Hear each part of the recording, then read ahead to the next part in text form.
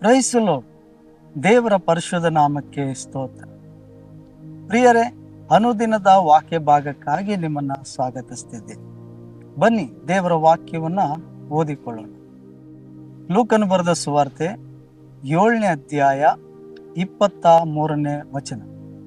ನನ್ನ ವಿಷಯದಲ್ಲಿ ಸಂಶಯ ಪಡೆದವನೇ ಧನ್ಯನು ಎಂದು ಹೇಳಿದನು. ಪ್ರಿಯರೇ, ನಿಜವಾದಂಥ ಧನ್ಯರು ಯಾರು? ಸ್ವಾಮಿ ಹೇಳ್ತಿದ್ದಾರೆ, ನನ್ನ ವಿಷಯದಲ್ಲಿ ಸಂಶಯ ಪಡೆದೇ ಇರುವವನೇ ಧನ್ಯನು ಎಂಬುದಾಗಿ ಸ್ವಾಮಿಲಿ ಹೇಳೋದನ್ನು ನಾನು ನೋಡ್ತಾ ಇದ್ದೀನಿ. ಸ್ಥಾನಿಕನಾದ ಯೋಹಾನನು ಸೆರೆಗೆ ಬಿದ್ದ ಮೇಲೆ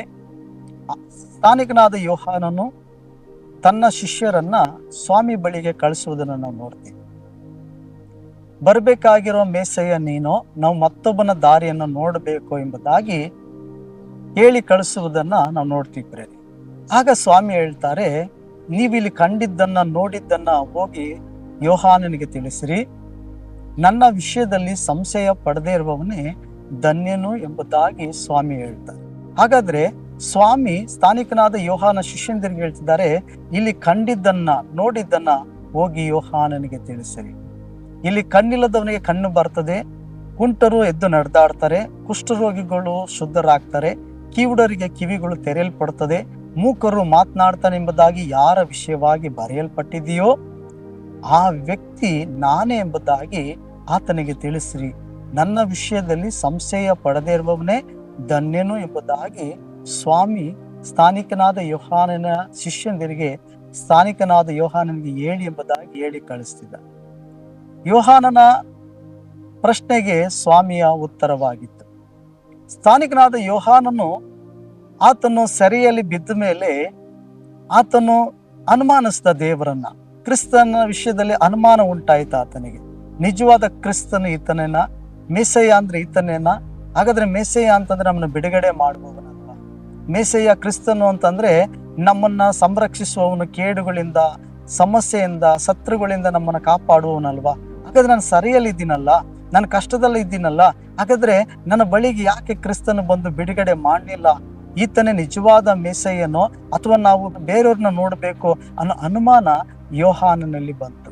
ಪ್ರಿಯರೇ, ನಮ್ಮ ಜೀವಿತದಲ್ಲೂ ಹಾಗೆ ನಾವು ಎಷ್ಟೇ ಆತ್ಮಿಕವಾಗಿದ್ರು, ಎಂಥ ಸ್ಥಾನದಲ್ಲಿದ್ರು, ಎಂಥ ಸೇವೆಯ ಮಾರ್ಗದಲ್ಲಿದ್ರು, ಮತ್ತೆ ಎಂಥ ಆತ್ಮಿಕವಾದ ಸಭೆಗಳು ಇಲ್ಲಿ ನಾವು ಹೋಗೋರಾಗಿದ್ರು, ದೇವರು ಮಾಡಿದಂಥ ಎಷ್ಟೇ ಉಪಕಾರಗಳು ನಮ್ಮ ಜೀವಿತದಲ್ಲಿ ಹೊಂದಿಕೊಂಡಿದ್ರು, ಕೆಲವು ಸಾರಿ ನಾವು ಕಷ್ಟದಲ್ಲಿ, ಕೆಲವು ಸಾರಿ ತೊಂದರೆಗಳಲ್ಲಿ, ಕೆಲವು ಸಾರಿ ಶೋಧನೆಗಳಲ್ಲಿ, ಕೆಲವು ಅನಾರೋಗ್ಯಗಳ ಮಧ್ಯದಲ್ಲಿ, ಅಥವಾ ಕೆಲವು ಕೈ ಬಿಡಲ್ಪಟ್ಟಂತ ಪರಿಸ್ಥಿತಿಗಳು ಎದುರಾಗುವಾಗ, ಒಂದು ಕಾರ್ಗತ್ತಲಿನ ಪರಿಸ್ಥಿತಿಯನ್ನ, ಕಣಿವೆಯನ್ನ ನಾವು ಕೆಲವು ಸಾರಿ ಹಾದು ಹೋಗ್ತಿದ್ದೀವಿ ಅಂತ ಅನಿಸುವಾಗ ನಮ್ಮೊಳಗಡೆನೂ ಕೂಡ ಅನುಮಾನಗಳು ಬರ್ತದೆ.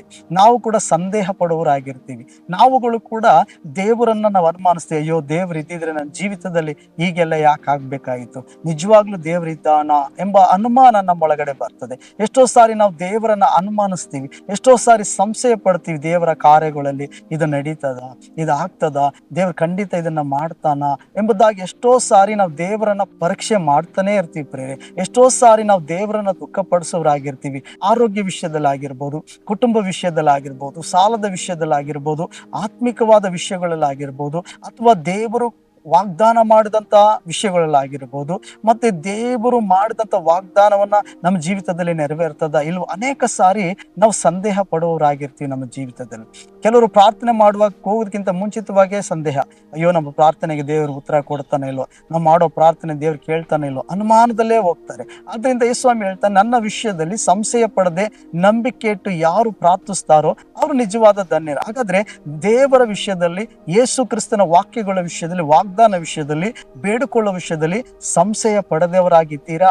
ಹಾಗಾದ್ರೆ ನೀವು ಧನ್ಯರೇ. ಒಂದು ವೇಳೆ ನೀವು ಸಂಶಯ ಪಡೋರಾಗಿದ್ದೀರಾ, ಅಯ್ಯೋ ನನಗೂ ಕೂಡ ಆಗಾಗ ಸಂಶಯದಲ್ಲಿ ಒಳಗೆ ಆಗ್ಬಿಡ್ತೀನಿ, ಆ ದೇವರ ವಾಕ್ಯಗಳನ್ನ ಅನುಮಾನಿಸ್ಬಿಡ್ತೀನಿ, ನನ್ನ ಪರಿಸ್ಥಿತಿಗಳು, ನನ್ನ ಹೋರಾಟಗಳು, ಅಥವಾ ದೇವರು ನನಗೆ ವಾಗ್ದಾನ ಮಾಡಿದ್ದಾನೆ, ಎಷ್ಟೋ ಸಾರಿ ನಾನು ನಂಬಿಕೆಯಲ್ಲಿ ಬಿದ್ದೋಗ್ತೀನಿ. ನಾನು ಎಷ್ಟೋ ಸಾರಿ ನಂಬಿಕೆಯಲ್ಲಿ ಬಿದ್ದೋಗ್ಬಾರ್ದಂತ ನಂಬಿಕೆಯಲ್ಲಿ ಇದ್ದಾಗ ಕೆಲವು ವಿಷಯಗಳನ್ನ ನಾನು ಅನುಮಾನ ಪಟ್ಬಿಡ್ತೀನಿ, ಸಂದೇಹ ಪಡ್ತೀನಿ ಅಂತ ಹೇಳೋರಾಗಿದ್ದೀರಾ ಪ್ರೇರೆ? ಹಾಗಾದ್ರೆ ದೇವರ ಬಳಿ ನಾವು ಪ್ರಾರ್ಥಿಸೋಣ.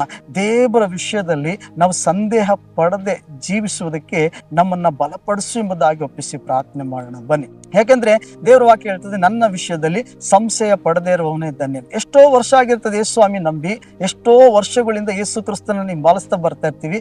ಆದ್ರೆ ಒಂದು ದೊಡ್ಡ ಸಮಸ್ಯೆನೋ, ಒಂದು ದೊಡ್ಡ ಶೋಧನೆನೋ, ಒಂದು ಕಷ್ಟನೋ, ಒಂದು ಇಕ್ಕಟ್ಟು ಪರಿಸ್ಥಿತಿ ಬರುವಾಗ ನಾವು ಅನುಮಾನಿಸ್ತೀವಿ. ಇಷ್ಟು ವರ್ಷ ದೇವರು ಮಾಡಿದ ಉಪಕಾರಗಳು ಮರ್ತು ಬಿಡ್ತೀವಿ, ದೇವ್ರ ನಡೆಸುವಿಕೆಯನ್ನು ಮರ್ತು ಬಿಡ್ತೀವಿ. ಏನೋ ಒಂದು ಕಷ್ಟ ಎದುರಾಗುವಾಗ ಈ ಕಷ್ಟದಿಂದ ದೇವ್ರು ನನ್ನ ಪಾರು ಮಾಡ್ತಾನ, ಈ ಒಂದು ಸಮಸ್ಯೆ ನನ್ನ ಬಿಟ್ಟು ಹೋಗ್ತದ, ಅಯ್ಯೋ ಈ ಒಂದು ಸಮಸ್ಯೆ ಬರ್ತೈತೆ, ಇದು ನಾನು ಹೇಗೆ ಜಯಿಸಲಿ, ದೇವ್ರು ಖಂಡಿತ ಇದ್ರ ಮೇಲೆ ನನಗೆ ಜಯ ಕೊಡ್ತಾನ ಇಲ್ವೋ ಅನ್ನೋ ನಂಬಿಕೆನ ನಾವು ಕಳ್ಕೊಂಡ್ ಬಿಡ್ತೀವಿ ಪ್ರೇರೆ. ಆದ್ರಿಂದ ನಾವು ಅನುಮಾನಿಸುವವರಾಗಿರ್ತೀವಿ. ಅದಕ್ಕೆ ಯೇಸುಸ್ವಾಮಿ ಹೇಳ್ತಿದ್ದಾನೆ, ನನ್ನ ವಿಷಯದಲ್ಲಿ ಸಂಶಯ ಪಡದೇ ಇರುವವನೇ ಧನ್ಯನೆಂಬುದಾಗಿ. ಹಾಗಾದ್ರೆ ನೀವು ದೇವರ ವಿಷಯದಲ್ಲಿ ಸಂಶಯ ಪಡದೆ ಬೇಡಿಕೊಳ್ಳೋದಾದ್ರೆ, ದೇವರ ವಿಷಯದಲ್ಲಿ ಸಂಶಯ ಪಡದೆ ನಂಬುವುದಾದ್ರೆ ನಿಜವಾದ ಧನ್ಯರಾಗಿದೆ. ಹಾಗಾದ್ರೆ ಬನ್ನಿ ನಾವು ದೇವರಿಗೆ ಒಪ್ಪಿಸಿ ಪ್ರಾರ್ಥಿಸೋಣ. ಪ್ರೀತಿ ಸ್ವರೂಪನಾದ ತಂದೆಯ ದೇವರೇ, ಅನೇಕ ಸಾರಿ ನಾವು ಸಂದೇಹ ಪಟ್ಟಿದ್ದು ಉಂಟು. ಅನೇಕ ಸಾರಿ ಕರ್ತ ನಿನ್ನ ವಿಷಯದಲ್ಲಿ, ನಿನ್ನ ಮಾತಿನ ವಿಷಯದಲ್ಲಿ, ನಿನ್ನ ವಾಗ್ದಾನ ವಿಷಯಗಳಲ್ಲಿ ನಾವು ಸಂದೇಹ ಪಟ್ಟು ಸ್ಥಾನಿಕನಾದ ಯೋಹಾನ ರೀತಿಯಲ್ಲಿ ನಾವು ಕೂಡ ದೇವರೇ ಅಪ್ಪ ಕರ್ತನೆ ಬಲಹೀನತೆಗೆ ಹೋಗುವಾಗ, ಅಪ್ಪ ಶೋಧನೆಯಲ್ಲಿ ಹಾದು ಹೋಗುವಾಗ, ಅನಾರೋಗ್ಯಕ್ಕೆ ಒಳಗಾಗುವಾಗ, ಆರ್ಥಿಕವಾದ ಇಕ್ಕಟ್ಟುಗಳು ಬರುವಾಗ ನಾವು ಸಂದೇಹ ಪಟ್ಟಿದ್ದು ಉಂಟು ಸ್ವಾಮಿ. ನಿನ್ನ ವಾಗ್ದಾನಗಳ ವಿಷಯದಲ್ಲಿ ಸಂದೇಹ ಪಟ್ಟಿದ್ದು ಉಂಟು. ನಮ್ಮ ಪಾಪಗಳನ್ನು ಕ್ಷಮಿಸು ಅಪ್ಪ, ನಮ್ಮ ತಪ್ಪುಗಳನ್ನು ಕ್ಷಮಿಸು. ನಾವು ನಂಬಿಕೆಯಲ್ಲಿ ಜೀವಿಸುವಂತೆ ನಮ್ಮ ವಿಶ್ವಾಸಗಳನ್ನ ಬಲಪಡಿಸು. ನಮ್ಮ ವಿಶ್ವಾಸಗಳನ್ನು ನೀನ್ ತಾನೇ ಪುನರ್ ಸ್ಥಾಪಿಸು ಸ್ವಾಮಿ. ನಂಬಿಕೆಯನ್ನು ಹುಟ್ಟಿಸುವನು, ಪೂರೈಸುವ ನೀನೇ ಆಗಿರೋದ್ರಿಂದ ನಾವು ನಿನ್ನ ಮೇಲೆ ನಿರೀಕ್ಷೆ ಇಟ್ಟು ಜೀವಿಸುವಂತೆ ಸಹಾಯ ಮಾಡು. ಈಗ ಯಾರೆಲ್ಲ ಪ್ರಾರ್ಥಿಸ್ತಿದ್ದಾರೋ ಅವ್ರನ್ನ ನಂಬಿಕೆಗಳನ್ನ ಬಲಪಡಿಸಿ ಸಹಾಯ ಮಾಡಿ, ಸಂದೇಹ ಪಡೆದ ಹಾಗೆ ನಿನ್ನಲ್ಲಿ ಜೀವಿಸುವುದಕ್ಕೆ ಕೃಪೆ ಕೊಟ್ಟು ನಡೆಸಬೇಕಾಗಿ ಯೇಸು ನಾಮದಲ್ಲಿ ಬೇಡ್ತೀನಿ ತಂದೆ, ಆಮೇಲೆ. Praise Lord. ದೇವರು ನಿಮ್ಮನ್ನ ಆಶೀರ್ವದಿಸಲಿ.